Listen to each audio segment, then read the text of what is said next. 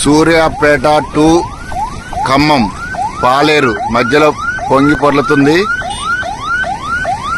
ఎవరు కూడా ఇటువైపు రావద్దు, వస్తే మాత్రం జామ్ అయిపోతున్నాయి ఇక్కడ. Okay friends,